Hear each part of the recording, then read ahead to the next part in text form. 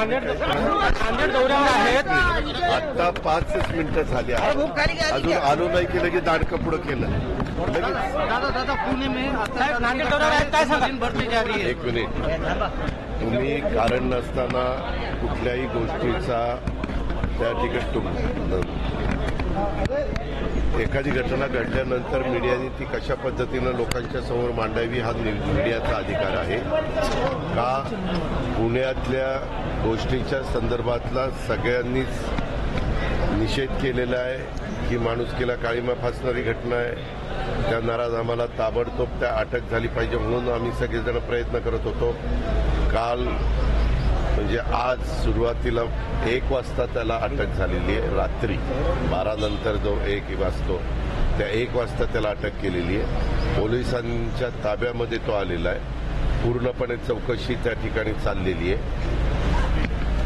आज कोर्टामध्ये देखील त्याला हजर त्या ठिकाणी केलं जाणार आहे आणि त्याच्यातून काय वस्तुस्थिती आहे ते सगळं निष्पन्न त्या ठिकाणी होईल. प्रतिकार केला असता तर तिथे लोक धावून आले असते. अरे थांबा रे बाबा, त्यामध्ये पहिल्यांदा आता कुणी तुम्ही अमुक असा म्हटला तमुक तसा म्हटला असं काही मला विचारू नका. मी तुम्हाला सगळ्यांना तुमच्या मार्फत महाराष्ट्रातल्या जनतेला एवढं सांगू इच्छितो, मी सकाळी सीपीशी बोललो. सीपींनी मला सांगितलं की त्यांना 1 वाजता ताब्यामध्ये घेतलेलं आहे आणि त्याची चौकशी चालू आहे. चौकशी चालू असताना कधी कधी काय होतं, उत्साहाच्या भरात मीडिया हा इकडं गेला हा तिकडं गेला, टीव्ही तर सगळ्यांनाच दिसतात. वास्तविक अशा प्रकारच्या काही बातम्या ह्या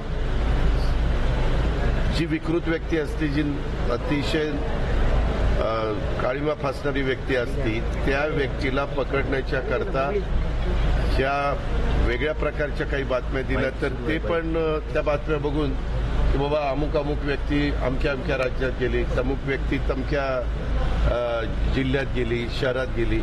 त्या खरं तर काही थोडंसं तारतम्य हे सगळ्यांनी ठेवलं पाहिजे. आम्ही राजकीय लोकांनी पण ठेवलं पाहिजे आणि त्याच्यातून जो दोषी आहे त्या दोषीला पकडण्याच्या करता ह्या बातम्यांचा उपयोग त्याला आणखीन स्वतःला लपवण्याच्या करता होता कामा नये ही पण खबरदारी. संजय राऊत यांनी टीका केली आहे की तुम्हाला एक सांगतो, हे प्रत्येक वेळेस जे कोण तुम्ही व्यक्तीचं नाव घेतात ते रोज सकाळी 10 वाजता का 9 वाजता काय ते बोलतात. तर प्रत्येकाला उत्तर देणं आम्ही बांधील नाही. निवडणुकीत गुंडांनी काम केलं भाजप आणि राष्ट्रवादीच्या.